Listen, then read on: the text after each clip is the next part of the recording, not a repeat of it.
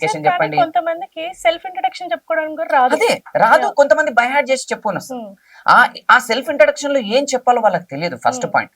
అసలు కొంతమంది ఇంకేం చెప్తారంటే ఈ పాయింట్స్ చెప్పాలని 1, 2, 3 బుల్లెట్ పాయింట్స్ ఇచ్చేస్తారు. వాడు హ్మ్. అదే బై హార్ట్ చేసుకొని పోతాడు. కానీ అది కాదు. సెల్ఫ్ అవేర్‌నెస్ ఉన్నోడికి సెల్ఫ్ ఇంట్రడక్షన్ ఈజీ అయిపోతుంది. ఓకే. సెల్ఫ్ అవేర్‌నెస్ అంటే ఏంది? మన గురించి మనం తెలుసుకోవాలి. ఓకే. ఎలా తెలుసుకుంటాం మన గురించి మనం? మనకు టైమే లేదు. ఈ ప్రపంచంలో ప్రతి ఒక్క వ్యక్తికి వేరే వాళ్ళ గురించి ఆలోచించడానికి టైం ఉంది. స్పోర్ట్స్ గురించి ఆలోచించడానికి యాహ్! టైం ఉంది. తర్వాత వాళ్ళ ఎంటర్‌టైన్‌మెంట్, మూవీస్. ఎంటర్‌టైన్‌మెంట్ గురించి, యాహ్! వాళ్ళ ఫేవరెట్ యాక్టర్స్ గాని, యాక్ట్రెస్ గాని వాళ్ళ గురించి ఆలోచించే టైం ఉంది. వాళ్ళ రిలేటివ్స్ ఏమనుకుంటారో ఆలోచించే కెపాసిటీ టైం ఉంది. అన్నిటికి టైం ఉంది. కానీ మనకు టైం లేదు మన లైఫ్‌లో. సెల్ఫ్ లేదు. యెస్.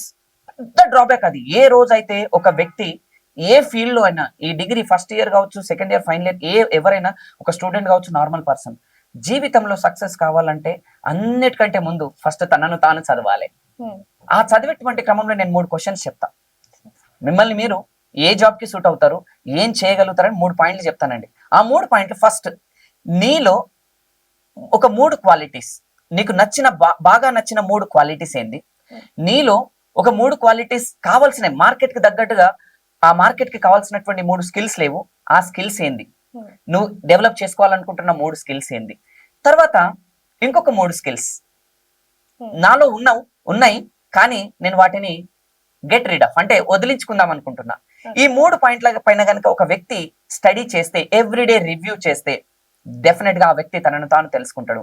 తనను తాను తెలుసుకున్న మరుక్షణం తన గోల్డ్ మైన్‌ని ఐడెంటిఫై చేస్తాడు. ఆ గోల్డ్ మైన్ దొరికితే ఆబ్వియస్‌గా లైఫ్ హ్యాపీగా ఉంటది. ఎందుకంటే గోల్డ్ మైన్ దొరికిన తర్వాత రిచ్ అవుతాడు కదా పర్సన్. యాహ్! సో, ఇక్కడ కూడా సేమ్ అదే జరుగుతది. ఇదొక్కటి చాలా ల్యాక్ జరుగుతుంది. ఎంతసేపు స్టడీస్, ఎడ్యుకేషన్, మార్క్స్ ఇది కాదండి. హ్మ్. ఎడ్యుకేషన్‌తో పాటు పర్సనాలిటీ డెవలప్‌మెంట్ అనేది కూడా జరగాలి.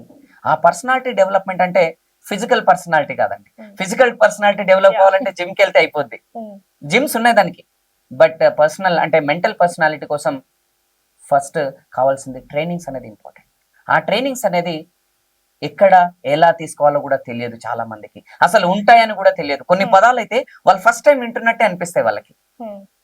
ఓకే. అవి వచ్చి ఓహో! ఇప్పుడు ఇవి నేర్చుకోవాలని అప్పుడు ఇక్కడికొచ్చి నేర్చుకుంటా ఉంటాడు. ఈ నేర్చుకునేటువంటి క్రమంలో ఈ చౌరస్తాలో నిలబడ్డోడికి ఏం కనిపిస్తాయి? 4 దారులు కనిపిస్తాయి. ఆ 4 దారులు కూడా అన్ని దారులు పోయేస్తాడు మళ్ళీ సెంటర్ పాయింట్‌కొచ్చేస్తాడు.